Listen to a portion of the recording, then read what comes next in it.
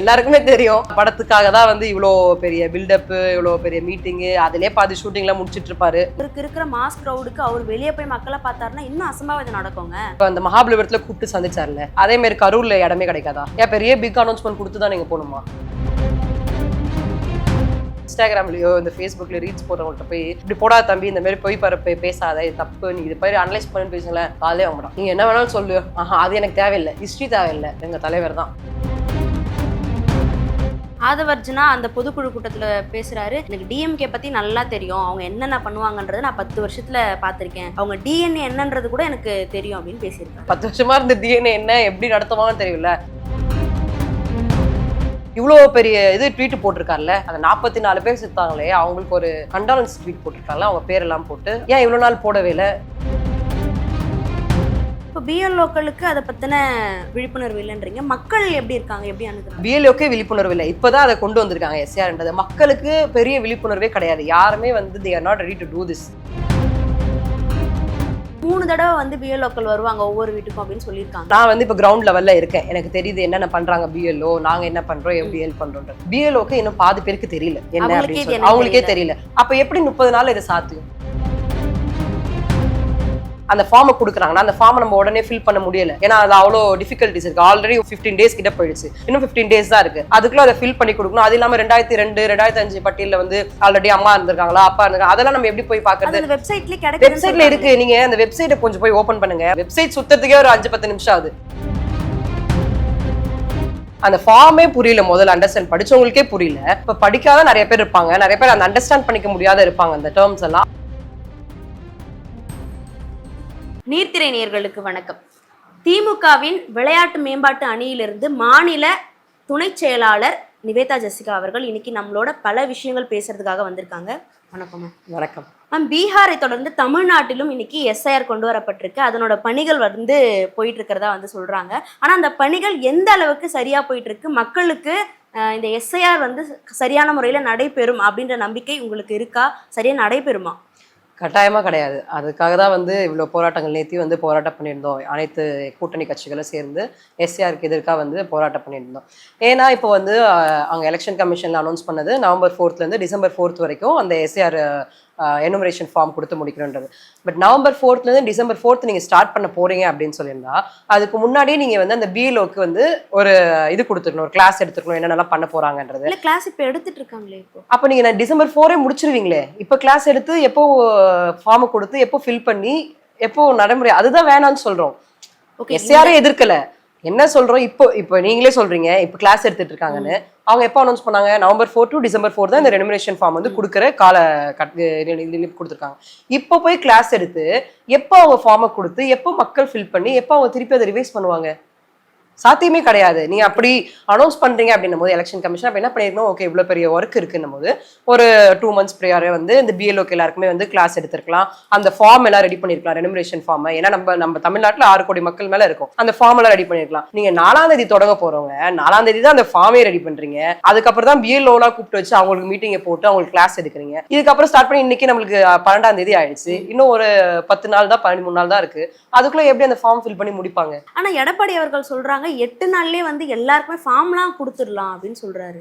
அவர் வந்து ஆல்ரெடி இந்த 2017 வந்து ஒன்று பேசியிருந்தாரு, கம்பர் ராமாயணம் எழுதினது வந்து ஷேக்கிலார்ன்ற அந்த மாதிரி இருக்கவருக்கு அந்த ஃபார்மை எடுத்து பார்த்து படிக்கவே 8 நாள் ஆயிடும். அதை வந்து எப்படி 8 நாள்ல அதை முடிப்பாருன்றது புரியாது. ஏன்னா இப்போ நம்ம படித்த மக்கள் நம்மளே வந்து அந்த ஃபார்ம் எடுத்து ஃபில் பண்ணி, ஏன்னா அந்த கேட்டிருக்க உறவினர்கள் வந்து அம்மாவா அப்பாவான்ற எக்ஸ்பிளனேஷன்லாம் வந்து இப்போதான் அவங்க கொடுத்துருக்காங்க. அந்த எக்ஸ்பிளனேஷன் நீங்கள் வீடியோ மூலமா கொடுத்துருக்கீங்க எலெக்ஷன் கமிஷன்ல, அதை எவ்வளோ பேர் பார்த்து அதை வந்து ஃபில் பண்ணுவாங்க? யாருமே ஃபில் பண்ண மாட்டாங்க. அந்த ஃபார்மே புரியல, முதல்ல அண்டர்ஸ்டாண்ட் படிச்சவங்களுக்கே புரியல. இப்போ படிக்காத நிறைய பேர் இருப்பாங்க, நிறைய பேர் அந்த அண்டர்ஸ்டாண்ட் பண்ணிக்க முடியாத இருப்பாங்க அந்த டேர்ம்ஸ் எல்லாம், அவங்களாம் எப்படி ஃபில் பண்ணுவாங்க? இப்போ நீங்க தேர்தல் பார்வையாளராக வந்து அந்த பணிகளில் வந்து ஈடுபட்டு இருக்கீங்க அப்படின்னும் போது நேரடியான அனுபவங்கள் எப்படி இருக்கு? நான் சொல்றேன், இப்போ நான் வந்து ஆவடியோட தொகுதி தேர்தல் பார்வையாளராக இருக்கேன். இப்போ இவர் எடப்பாடி 8 நாள்ல முடிக்கலாம்னு சொல்றாரு. அவருடைய கட்சி நிர்வாகிகளே வந்து அங்க கிரவுண்ட்ல இருக்காங்க, எங்க கூட தான் இருக்காங்க, இந்த ஃபார்ம்லாம் கொடுக்க போற எனுமரேஷன். அவங்களே என்ன ஃபீல் பண்றாங்கன்னா, இதெல்லாம் எப்படி சாத்தியம், இதை போய் ஏன் இங்க நம்ம கட்சி இதை சப்போர்ட் பண்ணிட்டு இருக்காங்கன்ற ஒரு மனநிலையில இருக்காங்க. தொண்டர்கள் வந்து என்ன மனநிலையில இருக்காங்கன்றத அதை புரியாமே வந்து ஒரு தலைவர் வந்து செயல் பண்றாருன்னா அப்ப எந்த அளவுக்கு அடிமையாயிட்டு இருக்காரு பாருங்க அவரு. உச்ச நீதிமன்றத்துல மனு எல்லாம் தாக்கல் பண்ணியிருக்காரு. இதுக்கு ஆதரவா, எஸ்ஐஆருக்கு ஆதரவா. அதுதான் சொல்றேன், தொண்டர்களே வந்து இவ்வளவு பாதிக்கப்படுறாங்க இந்த எஸ்ஐஆர் குறித்து, அந்த ஃபார்ம் எப்படி ஃபில் பண்றது, எப்படி முடிக்கிறது, எப்படி நம்ம இதெல்லாம் பண்றதுன்னு தெரியாம இருக்காங்க. ஒரு தலைவருக்கு வந்து என்ன தொண்டர்கள் என்ன தேவை, அவங்க என்ன பண்றாங்கன்றதை அனலைஸ் பண்ணிட்டு தான் வந்து கட்சியை நடத்தணும். நீங்க என்ன பண்றீங்க, அப்படி ரொம்ப அடிமையாகி பிஜேபி என்ன சொல்றாங்க, என்ன பண்ண சொல்றாங்க, கேஸ் போடலாமா, அதை பத்தி பேசலாமான்றத அவர் அப்படி பேசிட்டு இருக்காரு. ஆனா இது எஸ்ஐஆர் வந்து அவசியம், இது இருந்தாதான் வந்து யார் போலி வாக்காளர்கள். எஸ்ஐஆர் அவசியம் தான். எஸ்ஐஆர் வந்து திமுக எந்த காலத்து எதிர்க்கவே இல்லை, அவங்க எதிர்க்கவும் இல்லை. என்ன சொல்றாங்கன்னா இந்த எஸ்ஐஆர் இம்பார்ட்டன்டா இருக்கும் போது அப்ப நீங்க என்ன பண்ணிருக்கணும், போன வருஷமே பண்ணிருக்கலாம். இல்ல இந்த பீகாருக்கு நீங்க ஸ்டார்ட் பண்ணீங்களா எஸ்ஐஆர், அப்பயே நீங்க ஸ்டார்ட் பண்ணிருக்கலாம். அதுக்கேற்ற மாதிரி ஒரு டேட்டை வச்சு இது பண்ணிருக்கலாம். எதுக்கு இவ்வளவு நெருக்கடியில எலெக்ஷன் வரப்போகுதுன்னு தெரியும், அப்ப இந்த சமயத்தை நீங்க பண்ணணும். அப்ப என்ன ஒரு கோலோட நீங்க பண்றீங்க, வாக்குகளை நீக்கிறதுக்கு தான் நீங்க பண்றீங்க. எவ்வளவோ ட்ரை பண்ணி பார்த்தாங்க, அண்ணாமலை கூட்டு வந்து பார்த்தாங்க, தமிழிசை கூட்டு வந்து பார்த்தாங்க, எவ்வளவோ பேசி எவ்வளவோ குட்டிக்காரனெல்லாம் அடிச்சு பார்த்தாங்க மாத்தல. பட் நம்ம மக்களுக்கு தெரியும் யார் என்னென்ன பண்றாங்கன்றது. அப்ப கடைசியா என்ன பண்றாங்க, வாக்காளர் உரிமையை அந்த ஓட்டுல வந்து இந்த மாதிரி விஷயங்களை வந்து பண்றாங்க. இப்ப நிர்மலா சீதாராமன் 2 நாட்களுக்கு முன்னாடி ஒரு இடத்துல பேசியிருக்காங்க. அதுல என்ன பதிவு பண்ணியிருக்காங்க அப்படின்னா, பல ஆண்டுகளா எஸ்ஐஆர் வந்து நடந்துட்டு தான் இருக்கு. ஆனா திமுக காரங்க ஏன் வந்து இது பிஜேபி காரங்க தான் நேத்து கொண்டு வந்தாங்க அப்படின்ற மாதிரி ஏன் அதை வந்து சித்தரிக்கிறாங்க. பிஜேபி காரங்க நேத்து கொண்டு வந்தாங்கன்ற சித்தரிக்கல, ஏன் இப்ப கொண்டு வந்தாங்கன்றதான் சித்தரிக்கிறோம். எலெக்ஷனுக்கு இன்னொரு 5-6 மாசம் தான் இருக்கு. இப்போ நீங்க இந்த டேட் கொடுத்துருக்கீங்க, நவம்பர் டு டிசம்பர், ஒரு நாள் டிசம்பர்ல இருந்து இந்த ஒரு 3 மாசத்தை நீங்க எப்படி பண்ணி முடிப்பீங்கன்றதா கேள்வி. நீங்க வந்து ஏன் கொண்டு வந்தீங்கன்ற கேள்வி வந்து திமுக தரப்புல இருந்து கிடையாது. நீங்க பண்ணணும்னு நினைச்சிருந்தா முன்னாடியே பண்ணிருக்கலாம். இந்த வாக்காளர்களா கரெக்டா வச்சுக்கணும், போலி வாக்காளர்களை எடுக்கணும்ன்ற ஒரு குறிக்கோளோட இருக்கிற பிஜேபியா இருந்தா என்ன பண்ணிருப்பாங்க, முன்னாடியே அதை பிளான் பண்ணி எல்லாமே பண்ணிருக்கணும். ஆனா உங்களோட குறிக்கோள் அது கிடையாது. சிறுபான்மையர் மக்கள் ஓட்டை எப்படி எடுக்கிறது, நம்மளுக்கு சாதகமா போடுறவங்க ஓட்டெல்லாம் எப்படி எடுக்கிறது இதுல அப்படின்றதான் பண்றாங்க. நம்மளே ஒர்க் போறோம் டெய்லி, எல்லாருமே வந்து வீட்டுல இருக்க மாட்டோம்னு வைங்க, அந்த ஃபார்மை கொடுக்குறாங்கன்னா அந்த ஃபார்மை நம்ம உடனே ஃபில் பண்ண முடியல. ஏன்னா அது அவ்வளோ டிஃபிகல்டிஸ் இருக்கு. ஆல்ரெடி 15 days கிட்ட போயிடுச்சு, இன்னும் 15 days தான் இருக்கு. அதுக்குள்ள அதை ஃபில் பண்ணி கொடுக்கணும். அது இல்லாம 2002, 2005 பட்டியல வந்து ஆல்ரெடி அம்மா இருந்திருக்காங்களா, அப்பா இருந்திருக்காங்க, அதெல்லாம் நம்ம எப்படி போய் பாக்குறது. வெப்சைட்ல இருக்கு. நீங்க அந்த வெப்சைட்டை கொஞ்சம் போய் ஓபன் பண்ணுங்க. வெப்சைட் சுத்தறதுக்கே ஒரு 5-10 நிமிஷம் ஆகுது. நம்ம இருக்கிற இந்த அவசரமான ஒரு காலகட்டத்துல நம்ம எவ்வளவு வேகமா செயல்பட்டு இருக்கோம். அப்ப இவ்வளவு பெரிய பாடி, எலெக்ஷன் கமிஷன் ஒரு இந்தியாக்கே இவ்வளவு பெரிய பாடி இருக்கும்போது அப்ப அந்த வெப்சைட் அவங்க எவ்வளவு ஒரு தெளிவா வச்சிருக்கணும். அதுல கொடுத்திருக்காங்க அந்த ஓட்டர் லிஸ்ட், அந்த 2002, 2005 எல்லாம் அது கிடைக்குது. அது கிடைக்குது. அது இந்த லேட் ஆகி பஃபர் ஆகி கிடைக்குது. ஆனா நீங்க வந்து அந்த PDF போட்டிருக்கீங்க, அதை நம்ம எப்படி சர்ச் பண்ண முடியும் சொல்லுங்க. எவ்வளவு வாக்காளர் இருப்பாங்க, அதை நம்ம பேரு போட்டு சர்ச் பண்ற மாதிரி இருக்குன்னா நீங்க டைரக்டா ஒரு எக்ஸல் ஷீட்டோ இல்ல வேர்ட் டாக்குமெண்ட் அந்த மாதிரி போட்டீங்கன்னா நம்ம டவுன்லோட் பண்ணோடனே சர்ச் ஆப்ஷன் இருக்கும். நம்ம சர்ச்ல வந்து ஓகே இந்த டைம்ல இருக்குன்னா டக்குன்னு எடுத்து நம்ம உடனே ஃபில் பண்ண முடியும். நீங்க அதையும் வந்து ஃப்ராட் வேலை பண்றதுக்கு PDF போட்டு வச்சிருக்கீங்க. அப்புறம் எப்படி நம்ம இதை பண்ண முடியும் உடனே இந்த ஒர்க்கை. அது மட்டும் இல்லாம 3 தடவை வந்து பிஎல்ஓக்கள் வருவாங்க ஒவ்வொரு வீட்டுக்கும் அப்படின்னு சொல்லியிருக்காங்க. ஒரு தடவை இல்லைன்னா கூட இன்னொரு தடவை மக்கள். ஆக்சுவலா சொல்ல போனா நான் வந்து இப்ப கிரவுண்ட் லெவல்ல இருக்கேன், எனக்கு தெரியுது என்னென்ன பண்றாங்க பிஎல்ஓ, நாங்க என்ன பண்றோம், எப்படி ஹெல்ப் பண்றோம். பிஎல்ஓக்கு இன்னும் பாதி பேருக்கு தெரியல என்ன அப்படின்னு சொல்லி, அவங்களுக்கே தெரியல. அவங்களுக்கு ஒரு அப்ளிகேஷன் கொடுத்திருக்காங்க, அந்த எனுமரேஷன் ஃபார்ம் கொடுத்த அப்புறம் அதை அப்டேட் பண்ணும். அந்த அப்ளிகேஷன்ல எனுமரேஷன் ஃபார்ம்ல QR கோட் எல்லாம் வரும். அந்த QR கோடை ஸ்கேன் பண்ணி இந்த மாதிரி எனுமரேஷன் ஃபார்ம் வந்து இஷ்யூடு, கலெக்டடு, இது மாதிரி அதை சப்மிட் பண்ணிட்டோன்ற 3 ஆப்ஷன் இருக்கும். நான் ஃபர்ஸ்ட் நாள் போறேன் அவங்க கூட பாக்குறதுக்கு என்ன பண்றாங்க அப்படின்றத. அப்போ அவருக்கு வந்து ஒருத்தர் பிஎல்ஓ இருக்காரு, அவரு ஃபார்மை இஷ்யூ பண்றாரு, போட்டோ எடுத்துக்கிறாரு ஃபார்மை கொடுத்தேன்னு. அப்ப அந்த ஃபார்மை வந்து அந்த ஸ்கேனை வந்து QR கோடை ஸ்கேன் பண்ணி அவருக்கு வந்து சப்மிட்டட் கொடுக்கறதே அவருக்கு தெரியல. அவர் அதுவே யோசிக்கிறாரு, எது இந்த கிரீன் கொடுக்கணுமா இந்த ரெட் கொடுக்கணுமான்றது. அப்ப நான் தான் அந்த சப்மிட்டட் ஆப்ஷனை கொடுக்குறோம். ஸோ பாதி பிஎல்ஓக்கு அப்படின்னா என்னன்னு தெரியல, பாதி பேருக்கு இன்னும் வரைக்கும் தெரியல. அந்த மாதிரி ஒரு பிஎல்ஓ போட்டு வச்சிருக்கீங்க. அப்புறம் இன்னொன்னு பாத்தீங்கன்னா எல்லாருமே வந்து இதுக்காக தனியா ஒர்க் பண்ற பிஎல்ஓஸ் கிடையாது. ஆல்ரெடி அவங்க வந்து வேற வேலைகள்ல இருக்காங்க, ஆசிரியராவோ இல்ல பணியில வேற பணியில இருக்கும் போது இதை ஒரு அடிஷனலா தான் அவங்க எடுத்து பண்றாங்க. அடிஷனலா பண்ணும்போது அவங்க என்ன பண்றாங்க, இதை கவனிக்கணும், இதை பெருசா பாத்துக்கணும்ன்ற ஒரு கட்டாயம் அவங்களுக்கு கிடையாது. நேரம் அவங்க அதிகமா ஆமா கொடுக்கறது கிடையாது. டெய்லி 2 hours, அந்த 2 hoursமே வந்து அவங்க பணியெல்லாம் முடிச்சுட்டு தான் வர முடியும் அவங்களால. இல்ல டெய்லியும் 2 hoursனா அப்படின்னா 30 நாள்ல டெய்லியும் 2 hoursல 8 hour பண்ணா கூட பண்றதுக்கு சாத்தியம் கிடையாது. ஆமா, ஒரு பிஎல்ஓக்கு 1000 ஓட்டு கொடுத்துருக்காங்க, 1000 வாக்காளர். அந்த 1000 வாக்காளர் அவங்க கொடுத்து திருப்பி அதை வாங்கி எப்படி முடியும், சாத்தியம் எப்படி 30 நாள்ல முடியும் சொல்லுங்க. அது ஒன்னும் அவங்க ட்ரைனிங் பண்ணி கரெக்டா சொல்லியிருந்தா ஓகே பண்ணிருக்கலாம். அவங்களுக்கு எதுவுமே தெரியவே இல்லை பேசிக்காவே. அப்ப எப்படி 30 நாள்ல இதை சாத்தியம். இப்போ பிஎல்ஓக்களுக்கு அதை பத்தின விழிப்புணர்வு இல்லைன்றீங்க, மக்கள் எப்படி இருக்காங்க, எப்படி அணுகுறாங்க. பிஎல்ஓக்கே விழிப்புணர்வு இல்லை, இப்பதான் அதை கொண்டு வந்திருக்காங்க எஸ்ஆர்ன்றது. மக்களுக்கு பெரிய விழிப்புணர்வே கிடையாது. யாருமே வந்து they are not ready to do this. இந்த ஃபார்மை கொடுத்தோன்னே ஃபில் பண்ணி போறதுக்கு ஆன்லைன்லயே வந்து அந்த ஃபார்ம் ஃபில் பண்ற ஆப்ஷனும் இருக்கு. பட் ஆன்லைன்லயே வந்து சொல்ற மாதிரி ரொம்ப ஈஸியாலாம் கிடையாது. நம்ம ஒரு ரெஜிஸ்ட்ரேஷன் ஏதோ ஒரு ஈவெண்ட்டுக்கு பண்ற மாதிரிலாம் வந்து போனோம் நேமை கொடுத்து அப்படிலாம் பண்ண முடியாது. ஏன்னா நம்மளுக்கு ஓட்டர் லிஸ்ட்ல வந்து நேம் மாத்திருக்கோம், அட்ரஸ் மாத்திருக்கோம். எல்லாருமே வந்து சொந்த வீட்லயே இருக்க மாட்டாங்க எல்லா வருஷமே. அதுல இ சைன் போடணும். இப்ப நம்மளுக்கு அட்ரஸ் எல்லாமே மாறும். நேம்ல வந்து ஆல்ரெடி ஓட்டர் ஐடியிலே நேம் மாறி இருக்கும், இனிஷியல் மாறி இருக்கும், போட்டோ மாறி இருக்கு. இவ்வளோ இஷ்யூஸ் இருக்கும் போது இதையே நம்ம இன்னும் ரெக்டிஃபை பண்ணாம இதை எப்படி நம்ம வந்து உடனே அந்த ஃபார்ம் எல்லாம் ஃபில் பண்ணி போட முடியும்? இவ்வளவு ஸ்ட்ரகிள்ஸ் இருக்கிறதா வந்து ஆமா இப்ப நான் கிரவுண்ட் லெவல்ல இருக்கும் போது எனக்கு தெரியுது இவ்வளவு ஸ்ட்ரகிள்ஸ் நம்ம ஃபேஸ் பண்றோன்றது. ஒரு மக்களா இருந்து இதை பார்க்கும்போது கூட இதை யாருமே வந்து அக்செப்ட் பண்ணிக்கல.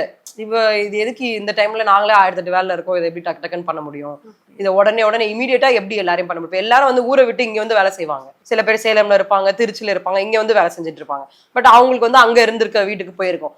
அவங்க இங்க லீவ் போட்டு அதுக்காக போய் அங்க போய் ஃபார்ம் உட்காந்து ஃபில் பண்ணிட்டு வர முடியுமா? இல்ல ஆன்லைன்ல பண்ண முடியல. அந்த அவ்வளவு ஃபெசிலிட்டி கொடுத்துருக்காங்க ஆன்லைன்ல, but that's not easy to do that. அந்த அவ்வளவு சீக்கிரமா பண்ண முடியல அந்த ஆன்லைன்ல. அப்ப இந்த டைம் டியூரேஷன் இன்னும் கொஞ்சம் அதிகமா கொடுத்திருந்தா இது ஓரளவுக்கு ஓகே அப்படின்ற. ஆமா, டைம் டியூரேஷன் கொடுத்து நீங்க போன வருஷமே ஸ்டார்ட் பண்ணி அந்த இதை ப்ராசஸ் பண்ணி முடிச்சிருந்தீங்கன்னா யாருமே வந்து எதிர்க்க போல. நீங்க இப்போ எலெக்ஷன் டைம்ல வச்சிருந்தேன், இப்ப மழை காலம் வர நம்ம சென்னையில சொல்லவே தேவையில்ல. தமிழ்நாட்டுல மழை எப்படி டிசம்பர்ல பெய்யும்னு சொல்லிட்டு எப்படி டிசம்பர்ல ஒர்க் பண்ணுவாங்க மழை டைம்ல போய்? 25th இருந்து கிறிஸ்மஸ், நியூ இயர், பொங்கல், இப்படி எல்லா ஃபெஸ்டிவலும் இந்த 3 மாசத்துல தான் ஃபெஸ்டிவல் இருக்கு. நம்மளுக்கு இந்த மழை சீசன் இருக்கு எல்லாமே. இந்த நேரத்துல எப்படி வேலை வாங்குவாங்க? பிஎல்ஓ எப்படி வேலை செய்வாங்க? மழை டைம்ல எப்படி எல்லாரும் வருவாங்க? மக்கள் எப்படி வீட்டுல இருப்பாங்க? இவ்வளவு விஷயங்கள் இருக்குல்ல. அப்ப நீங்க இதெல்லாம் பிளான் பண்ணி இந்த சீசன்ல வச்சாதான் வந்து ரொம்ப கடினமா இருக்கும், அவங்களால பண்ண முடியாதுன்ற விஷயத்த நீங்க பண்ணி யோசிச்சு பண்ணிருக்கீங்க. இது ஸ்ட்ரகிளா இருக்குன்னு நீங்க சொல்றீங்க. ஆனா நிர்மலா சீதாராமன் அதுலயே இன்னொரு விஷயம் பதிவு பண்றாங்க. எஸ்ஐஆர் டிஎம்கே வந்து எதிர்க்கிறாங்க. அவங்க வந்து போலி வாக்காளர்கள் வந்து அவங்க வச்சிருக்காங்க. கொளத்தூர்லயே வந்து கிட்டத்தட்ட 4000 போலி வாக்காளர்கள் இருக்கிறதா கண்டறியப்பட்டிருக்கு. அதனாலதான் அவரும் ஜெயிச்சாரோ அப்படின்ற கேள்வி எங்களுக்கும் எழுது அப்படின்ற மாதிரி அவங்க பேசியிருக்காங்க. சரி, 4000 வாக்காளருக்கு போலி. இப்ப ராகுல் காந்தி எடுத்து காமிச்சார்ல, பீகார்ல எத்தனை வாக்காளர் பொய் வாக்காளர் எடுத்து இந்த ஒருத்தவங்க ஃபாரினர் பிரேசில்ல இருக்கவங்க மாடல் வந்து 21 தடவை ஓட்டு போட்டிருக்காங்க. இந்த மாதிரி எடுத்து காமிச்சாரு. நீங்க அதே மாதிரி எடுத்து காட்டுங்க. அப்ப வானதி சீனிவாசன் எப்படி வின் பண்ணாங்க? இதே மாதிரி போலி வாக்குல தான் நீங்க வின் பண்ண வச்சீங்களா? எலெக்ஷன் கமிஷன் உங்க பக்கம் இருக்கிறதுனால எது இருந்தாலுமே வந்து ஒரு விமர்சனம் வைக்கணும் போது ஒரு லாஜிக்கா விமர்சனம் வைக்கணும். ஏதோ ஒண்ணு சொல்லிட்டு போனா மக்கள் எல்லாத்தையுமே அக்செப்ட் பண்ணிப்பாங்கன்ற மாதிரி விமர்சனம் வைக்கணும். உதயநிதிக்கு வந்து எதுவுமே தெரியல, எஸ்ஐஆர்னா என்னன்னே தெரியல முதல்ல அப்படின்ற மாதிரி பேசியிருக்காங்க. உதயநிதி பத்தி பேசாதான் அவங்க ரீச் ஆவான்றதுனால இந்த மாதிரி கேள்விகள் வந்து சொல்லிட்டு இருப்பாங்க.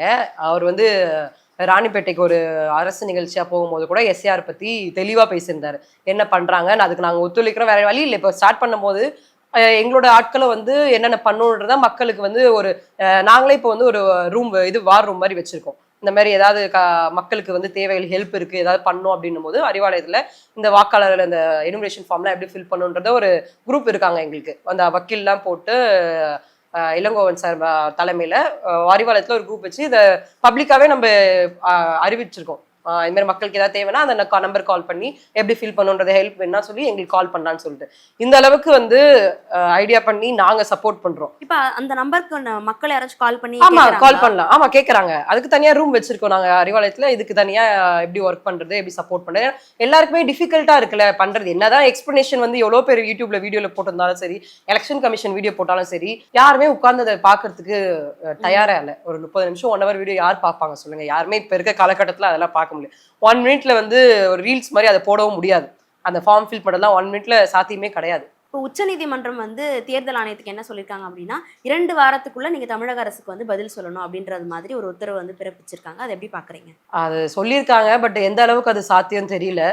ஏன்னா இப்ப இருக்க இந்த ஒன்றியத்துல அந்த பாஜக வந்து எது பண்ணாலுமே வந்து எல்லா உச்சநீதிமன்றத்துல இருந்து எலெக்ஷன் கமிஷன் வந்து எல்லாத்தையும் அவங்க பக்கம் வச்சுட்டு இருக்காங்க. நம்ம என்னதான் ஸ்ட்ரகிள் பண்ணாலுமே வந்து அதுக்கு எப்படி ஆப்போசிட்டா பண்றன்ற வேலைகளை தான் வந்து அவங்க இது பண்றாங்க. பட் இருந்தாலும் நம்ம சட்டத்தை நம்பி இருக்குன்றதுனால வெயிட் பண்ணி பார்ப்போம் என்ன நடக்கும். கிட்டத்தட்ட 25% வாக்குகள் தமிழ்நாட்டில இருந்து எஸ்ஐஆர் மூலம் நீக்கப்பட போவதா விசிக தலைவர் திருமாவளவன் சொல்லியிருக்காங்க. அது எப்படி பாக்குறீங்க? கண்டிப்பா, அதனாலதான் சொல்லி கத்திட்டு இருக்கோம் இந்த எஸ்ஐஆர் இப்போ வேணாம் அப்படின்னு சொல்லிட்டு. ஏன்னா பாதி பேருக்கு வந்து அதை ஃபில் பண்ண தெரியாது. நீங்க 3 தடவை தான் பிஎல்ஓ ஒரு வீட்டுக்கு வருவாங்கன்றாங்க. நான் வந்து போன தடவை வந்து வேற வாடகை வீட்டுல இருந்திருப்பேன், இப்போ வேற வாடகை வீட்டுக்கு நான் போயிருப்பேன். நான் அந்த வீட்டுல இருக்கவே மாட்டேன். அங்க இருக்கிறவங்களும் வந்து இந்த ஃபார்மும் கொடுக்க மாட்டீங்க நீங்க அங்க போய் வாங்குறதுக்கு. அப்ப நான் புது வீட்டுல இருக்கேன்றது யார் ஐடென்டிஃபை பண்ணுவா? வியூல பண்ணி கொடுப்பாங்களா? கொடுக்க மாட்டாங்க. அங்க இருக்க கட்சி நிர்வாகிகளோ யாரோ வந்து தான் கொடுத்தாகணும். பட் அது மாதிரி வந்து எல்லாருக்குமே பண்ண முடியுமான்றது சாத்தியம் கிடையாது எல்லா டைமுமே. அதனால முக்காவாசி வாக்குகள் என்ன ஆகும், 25ல ஒரு பாதி பெர்சன்டேஜ் ஆஃப் ஓட்டர்ஸே ஓட்டு போட முடியாது. நிறைய பேர் வந்து சமூக வலைதளத்தை என்ன பண்றாங்க, அந்த ரீல்ஸ் எல்லாம் பார்ப்பீங்க, எதிர்கட்சி இந்த போடுறது எல்லாமே வாக்கு வந்து திருடல, நீங்க தான் வந்து இந்த மாதிரி இப்போ பேசுறீங்க, இது வந்து ஈஸியா பண்றதுக்கான வழிமுறைகள் தான் இது அப்படின்னும் போது, இப்போ ஈஸியா பண்ற வழிமுறைகளுக்கு ஏன் இவ்வளோ இந்த லாஸ்ட் இந்த எலெக்ஷன் டைம்ல வந்து இந்த வழிமுறை பண்ணணும்? முன்னாடியே பண்ணி வச்சிருக்கலாம்ல இந்த வேலைகள் எல்லாமே. ஓகே, இப்போ இவ்வளோ ஸ்ட்ரகிள்ஸ் வந்து எஸ்ஏஆர்ல இருக்கு அப்படின்ற மாதிரி பதிவு பண்ணியிருக்கீங்க. நம்மளும் வந்து உச்சநீதிமன்றம் என்ன சொல்ல இருக்கு, என்ன நடவடிக்கை அடுத்ததான் நடக்க போகுது அப்படின்றத பொறுத்திருந்து தான் பார்க்கணும். இப்போ இது ஒரு பக்கம் இருக்க, ஆர்எஸ்எஸோட தலைவர் மோகன் பகவத் வந்து என்ன சொல்லியிருக்காங்க அப்படின்னா, நான் இந்துக்கள் எல்லாருமே ஆர்எஸ்எஸ்ல இருக்கோம், இஸ்லாமியர்கள் கிறிஸ்தவர்கள் நினைச்சா நீங்க வந்து இதுல சேர்ந்துக்கலாம் ஆர்எஸ்எஸ்ல, அதுல எந்த ஒரு தடையும் கிடையாது, ஆனா நீங்க சேர்ந்ததுக்கு அப்புறமா எங்களுடைய கொள்கையை வந்து நீங்க ஃபாலோ பண்ணணும், அந்த வேறுபாடுகள்லாம், அதாவது கிறிஸ்டியன் முஸ்லீம் அப்படின்ற வேறுபாடெல்லாம் வெளியவே வச்சுட்டு வரணும் அப்படின்ற மாதிரி பேசியிருக்காரு. எப்படி பாக்குறீங்க? அவங்களோட கொள்கையை இது பண்ணிட்டு ஒன்றும் இல்லாமல் நடுத்தரில் நிற்கணும், அதுதானே. ஒரு இந்தியான்றதே ஒரு மல்டி கல்ச்சுரல் கண்ட்ரி. நம்மளை பார்க்குற மற்ற எல்லா கண்ட்ரியும் வந்து இவ்வளோ விதமான கல்ச்சுரல்ஸ் இருக்குது, ரிலீஜியஸ் இருக்காங்க, எல்லாரும் ஒன்றா இருக்கான்ற ஒரு வியப்போடு தான் மற்ற கண்ட்ரிஸ் எல்லாமே பார்க்குறாங்க. அந்த மாதிரி இருக்கிறப்போ இந்த ஆர்எஸ்எஸ்க்கு வேற வேலை இதுவே கிடையாது. அவங்ககிட்ட வந்து யார் போய் சேர்றேன்னு சொன்னா, அங்கே இருக்கிற மக்களே வந்து கொஞ்சம் கொஞ்சம் புரிஞ்சு வெளியே வந்துட்டு இருப்பாங்க. அவங்கள்ட்ட போய் யாரும் சேர்றதுக்குன்னு சொல்ல மாட்டாங்க. இதெல்லாம் வந்து இன்னும் அந்த மைண்ட் செட்லயே இருக்காங்கன்னும் போது அக்செப்ட் பண்ணிக்கவே முடியல. இப்போ கேரளால இருக்கிற இளைஞர் கூட ஒருத்தர் ஆர்எஸ்எஸ்ல இருந்து தற்கொலை பண்ணிட்டாங்க, பாலியல் சீண்டல் தொடர்ந்து நடக்குது. ஆமா, எல்லாமே நடக்குது. ஆர்எஸ்எஸ்ல ஒரு ஐடியாலஜி என்ன, அந்த ஐடியாலஜி மூலமா நம்ம நாட்டுக்கு என்ன மாற்றம் இருக்கு? நாட்டு மக்களை ஒன்று சேர்க்கணும், இந்துக்களை என்ன எதுல ஒன்று சேர்க்கிறாங்க, ஒண்ணுமே கிடையாது. ஒன்று சேர்க்கிறேன்னு சொல்லிட்டு இந்த கலவரத்தை தான் உண்டு பண்ணிட்டு இருக்காங்க, ஒன்னும் ஒன்று சேர்க்கல. இப்ப இன்னொரு பக்கம் பாத்தீங்க அப்படின்னா, தாவேக தலைவர் விஜய் அவர்கள் ஏற்கனவே எஸ்ஏஆர் குறித்து ஒரு அறிக்கையை வந்து வெளியிட்டு இருந்தாரு. அதன் பிறகு டிஎம்கேல இருந்து அறிவு திருவிழா வந்து நடத்தியிருந்தாங்க. இப்போ இந்த எஸ்ஏஆர் குறித்தும் அறிவு திருவிழா குறித்தும் ஒரு அறிக்கை வந்து வெளியிட்டிருக்காரு. என்ன சொல்லியிருக்காரு அப்படின்னா, 1969க்கு பிறகு டிஎம்கேல வந்து கொள்கைன்றதே ஒண்ணு கிடையாது, அவங்களுக்கு கொள்கை என்ன அப்படின்னா அவதூறு பரப்புறது தான் ஒரு கொள்கை அப்படின்னு பேசியிருக்காரு. ஆக்சுவலா அந்த ட்வீட் போட்டதை வந்து முதல்ல அவரோட கட்சியில இருக்க ஆதவ் அர்ஜுனாக்கு, ஆனந்த் அவருக்கெல்லாம் அனுப்பணும். ஏன்னா அவதூறு பரப்பல நம்பர் 1 சோசியல் மீடியால அவங்க 2 பேர் தான் இருக்கு. எந்த மாதிரி சொல்றீங்க? எந்த மாதிரி இருக்குன்னா, இப்ப இந்த கரூர் இஷ்யூ நடந்தப்போ ஒரு ட்வீட் ஒருத்தர் போட்டிருந்தா தெரியுமா, நேபாள்ல வந்து ஜென்சி இப்படி பண்ணாங்க அப்படி பண்ணாங்கன்னு அவதூறு பரப்புறது. இந்த மாதிரி எல்லாம் பரப்பிட்டு இருக்கிறது யாரு? அவங்க கட்சியில இருக்கிறவங்க தான். நம்ம வந்து கொள்கை ரீதியா அறிவு திருவிழானா என்னன்னு அவருக்கு புரியுமான்னு தெரியல. மேபி புக்ஸ் எல்லாம் படிச்சிருந்தாருன்னா அவருக்கு அறிவு திருவிழான்றது பத்தி தெரிஞ்சிருக்கும். 44 பேச்சாளர்கள் வந்து அந்த 2 நாள் கருத்தரங்கம் நடந்தது. அவ்வளோ விஷயங்கள் பேசியிருந்தாங்க, கட்சி பத்தி, வரலாற்றை பற்றி, நம்ம என்னென்னலாம் இதா இருக்கும், இவ்வளோ ஹிஸ்டரியை பத்தி எல்லாம் பேசியிருக்காங்க.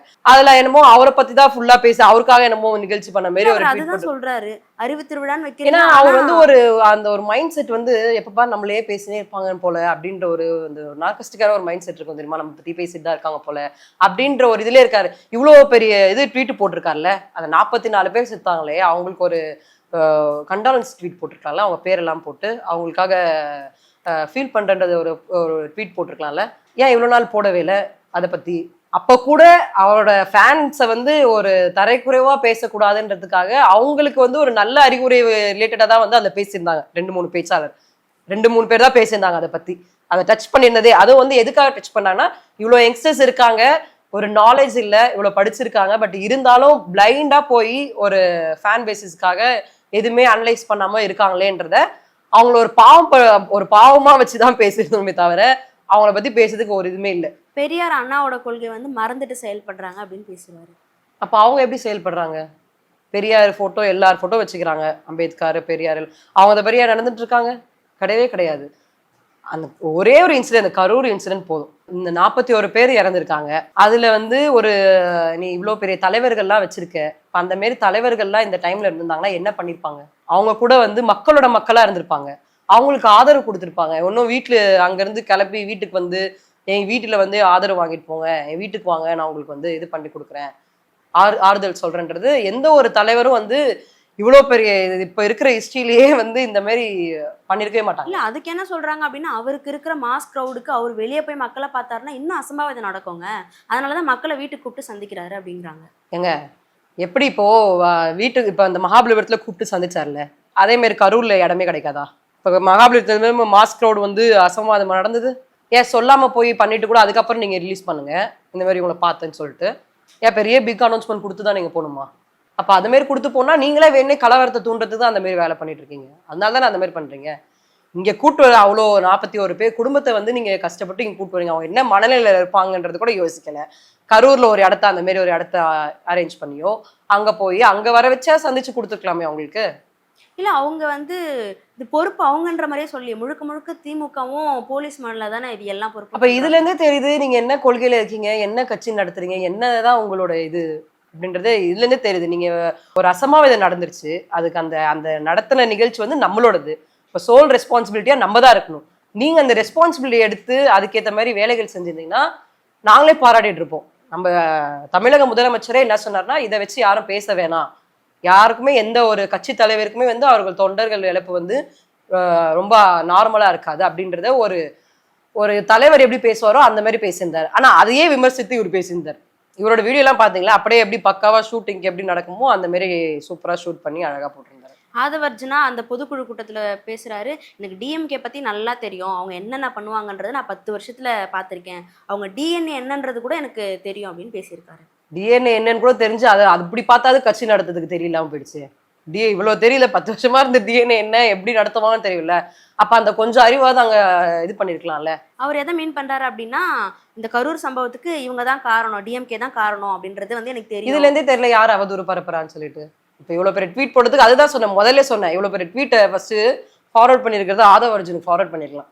எப்படிலாம் அது அவதூறு பரப்பலான்றதை யோசிச்சுனே இருப்பாரு போல உட்காந்து ரூம் போட்டு, இப்படிலாம் பேசினா இந்த மாதிரி ஆகும் அப்படின்ற மாதிரி. விஜய் அவர்கள் இப்போ இந்த அறிக்கை சொல்லியிருந்தேன் இல்லையா, இந்த அறிக்கையில இறுதியா என்ன சொல்றாரு அப்படின்னா, 53 வருஷம் கழிச்சு ஒரு பக்கா மாசான ஒரு கட்சி வந்து எதிர்க்கிறதுக்காக வந்தது அவங்களால பொறுத்துக்க முடியல, அதனாலதான் தினமும் நாக்குழறி உழறி பேசிக்கிட்டு இருக்காங்க இது போல அப்படின்னு பேசுறாரு. பக்காவான மாஸ் கட்சியா? மேபி பக்காவான மாஸ் படம் வரப்போறன்றதுனால அவர் இந்த டைலாக்லாம் விட்டுட்டு இருக்கலாம். அந்த படத்துக்கு எல்லாருக்குமே தெரியும், படத்துக்காக தான் வந்து இவ்வளோ பெரிய பில்டப்பு, இவ்வளோ பெரிய மீட்டிங்கு, அதிலே பாதி ஷூட்டிங்லாம் முடிச்சுட்டு இருப்பாரு இந்த க்ரௌடெல்லாம் வச்சு. இவ்வளோ பெரிய கட்சி வரீங்க, மக்கள் எந்த மக்கள் ஆதரவு தெரிவிக்கிறாங்க எனக்கு புரியல. மக்கள்லாம் ஓட்டர்ஸ் வாக்களிக்கிற மக்களை வந்து அவருக்கு ஆதரவு தெரிவிக்கிறாங்க. எல்லாமே வந்து இந்த சோசியல் மீடியால இருக்க பசங்க, ஸ்கூல் பசங்க. அவங்களுக்கு என்ன, அவங்க இப்போ நம்ம அவங்களே தப்பு சொல்ல முடியாது. நம்மளே வந்து ஒரு ஒரு ஃபேன் யாருக்காவது ஃபேனாக இருக்கும்போது அவங்கள யாராவது டிஃபெண்ட் பண்ணணும்னு நினச்சா கூட நம்ம என்ன பண்ணுவோம், சண்டை போடுவோம். நம்ம அக்செப்டே பண்ணிக்க மாட்டோம். அது கரெக்டாக இருந்தாலுமே நம்ம என்ன பண்ணுவோம்னா அக்செப்டே பண்ணிக்க மாட்டோம். ஏன்னா நம்ம அந்த அளவுக்கு நம்ம ஒரு ஃபேன் பேஸாக இருப்போம்.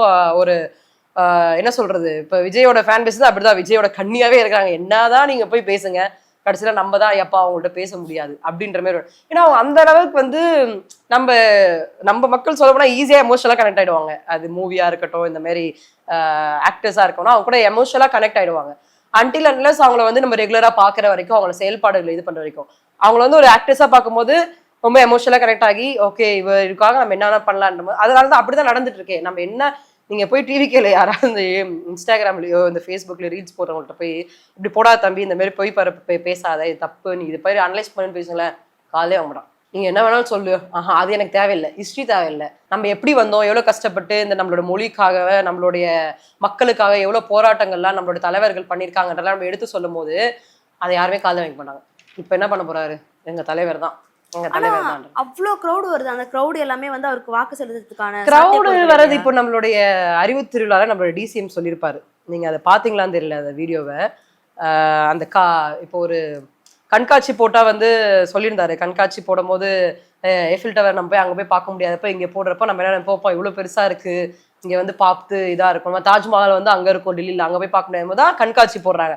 அப்ப அதை போடுற நம்ம எல்லாம் என்ன பண்றோம், அப்படியே ஒரிஜினலா இருக்கு இங்க போய் உண்மைன்னு நினைச்சு அதை போய் பார்த்து போட்டோலாம் எடுத்து, அதை பார்த்தோன்னே போட்டோலாம் எடுத்து 4-5 ரீல்ஸை போட்டு, இது கூட போட்டோ போட்டா என்ன ஆகும், ஒரு 10 பேர் பார்ப்பாங்க, 10,000 பேர் பார்ப்பாங்க, ஒரு 100 லைக்ஸ் வரும், ஒரு 1000 லைக்ஸ் வரும்ன்றத பண்ணிட்டு இருக்கோம். ஆனா அதெல்லாம் என்னது கடைசியில ஒரு அட்டன்னாரு. அதேதான் எல்லாமே வந்து ஒரு அந்த ஒரு ஃபேன் பேசிஸ்க்கு அந்த ஒரு கூட ஒரு கண்காட்சி மாதிரி தான் நம்ம பார்த்துக்கணும். ஓகே மேம், இவ்வளவு நேரம் எஸ்ஐஆர் குறித்தும் தாவேக்கால நடந்த இந்த குளறுபடிகள் குறித்தும் ரொம்ப தெளிவாக பேசியிருந்தீங்க. ரொம்ப நன்றி. தேங்க்யூ.